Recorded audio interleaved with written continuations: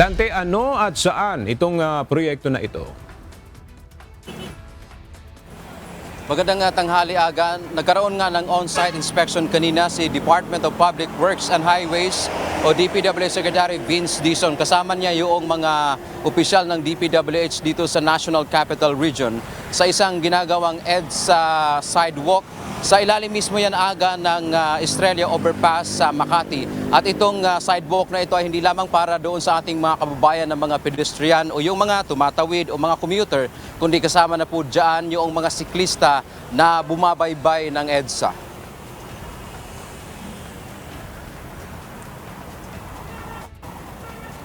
Mapanganib at maliit na espasyo para sa mga pedestrian at siklista. Ito ang kabilang sa target na masolusyonan ng nagpapatuloy na EDSA Sidewalk Project.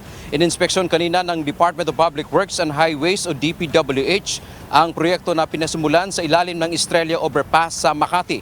Ayon kay DPWH Secretary Vince Dizon, ang Phase 1 ng proyekto ay hanggang Rojas Boulevard. Samantala yung Phase 2 naman ay galing Orense, Makati hanggang Monumento.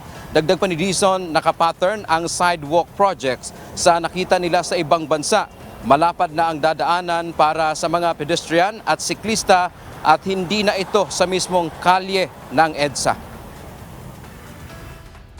Malaking bagay ito kasi kung mapapansin nyo, yung mga naglalakad nating commuters, pagbabani ka sa footbridge ng Estrella, maglalakad din sila sa kalye na mismo.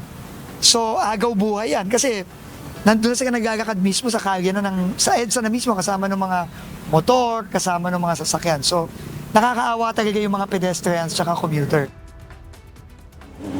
Dagdag pa ni Secretary Dizon, target nilang tapusin ang Phase 1 sa Hulyo ngayong taon. Ang proyekto ay bahagi ng EDSA Rehabilitation na nagkakahalaga ng 1.2 billion pesos ang Phase 1. Ikinatuwa naman ng ating mga kababayan, lalo na yung matagal nang dumadaan sa EDSA at mga siklista ang proyekto na ito ng gobyerno. Komportable sa mga tao na dumadaan. Hindi katulad nung nakaraan kasi almost 6 years na rin ako dumadaan dito. Ngayon lang siya nagumanda ng sobra. Delikado yung dati na maraming sa sasakyan sa gilid mong lalaki.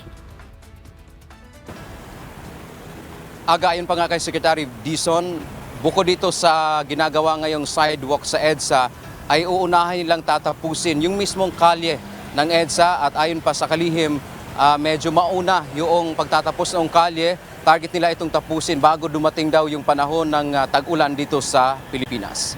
Yan muna ang ating update mula dito sa Quezon City. Balik sa iyo, Aga. Maraming salamat, Dante Amento.